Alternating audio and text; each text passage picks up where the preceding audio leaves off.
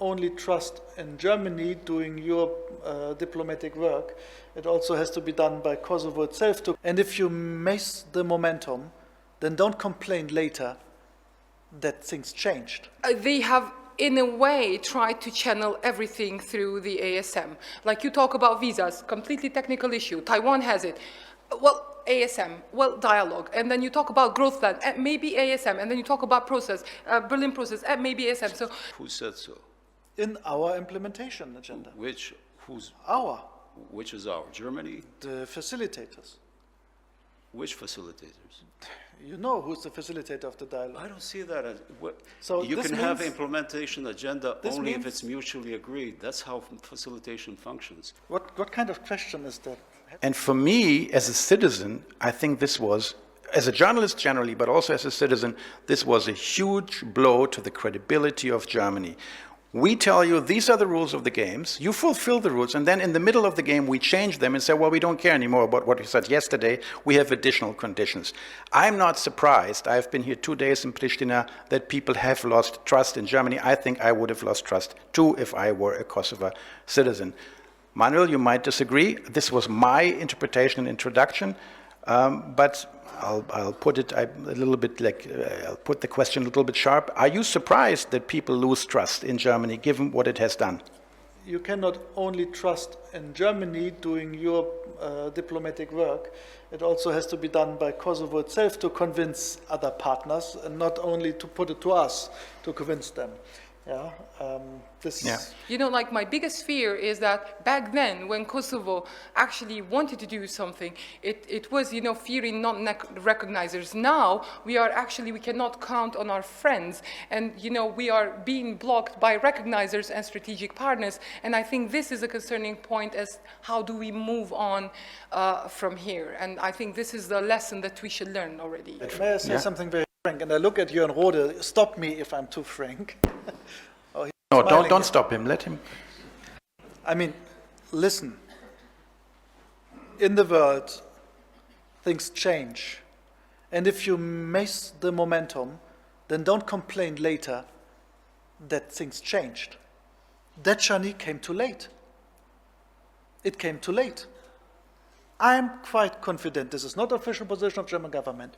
If this had been done half a year earlier, you would be today in Council of Europe. It came too late. It was too obviously transactional. Yeah? So, and this is like, I don't say it's right or you have to love it or it's fair, but this is life. Unfortunately, I might have to disagree with you because, I mean, there's a point that I actually forgot to mention is that in the lack of, you know, carrots for Kosovo in the EU integration process, whatever Germany and France, because, you know, obviously when it comes to enlargement in the Western Balkans, there are not many friends, I must admit. They have, in a way, tried to channel everything through the ASM. Like you talk about visas, completely technical issue. Taiwan has it. Well, ASM, well, dialogue, and then you talk about growth plan, maybe ASM, and then you talk about process, Berlin process, maybe ASM. So, you know, trying to put everything on the Brussels dialogue dump is really becoming detrimental for Kosovo, and this is basically leading to all this, you know, like lack of communication and even, you know, diplomatic tensions between the countries. You can't use it.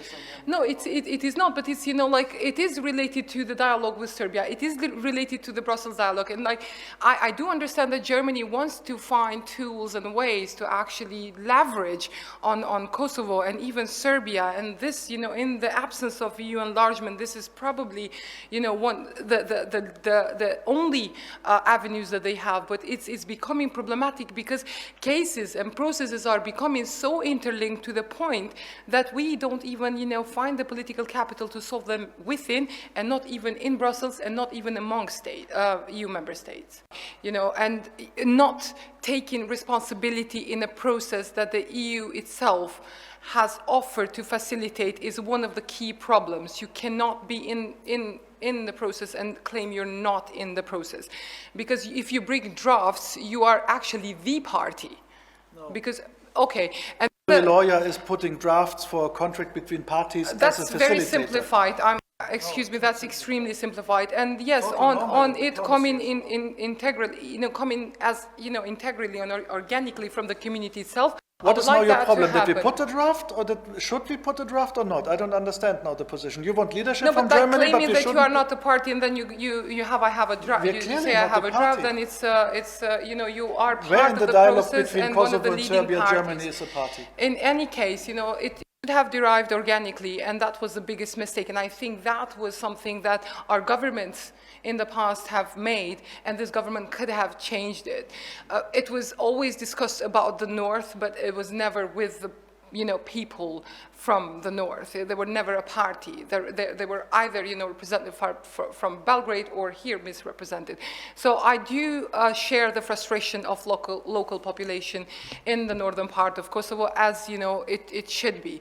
But then, let's, look at the problem in a more, sophisticated and not simplified, in a more simplified way, the way that the EU is looking at it.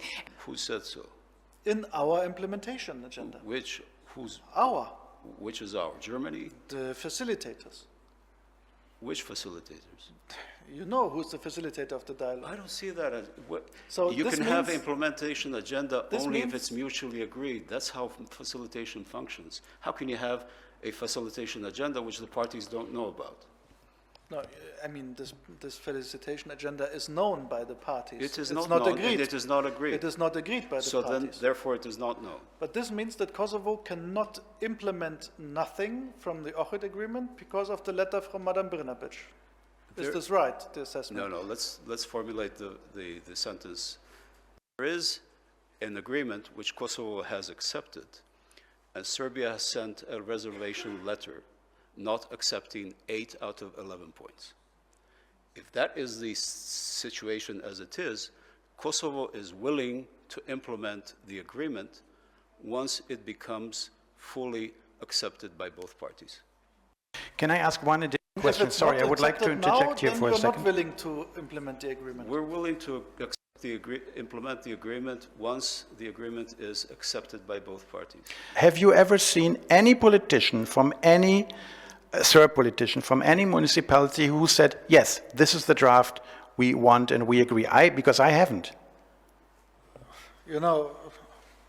What kind of question is that? Have you ever seen any Serb politician who says this is the draft? Yeah, it must come from the municipalities. Have you ever seen any Albanian politician from the governing parties who said this is the draft? No, but this is a draft. It's an association of municipalities. So we should have voices, if you insist on the Quint draft, we should have voices from Gračanica, from Štrbce, from Mitrovica, Leposavić, whatever, saying, yes, this is it, this is what we need in Kosovo. Voices or politicians? Civil society, politicians. I met Serbs who liked the draft, yes. Okay, well then, it's good, then they should come forward with it. Sorry, you seem to...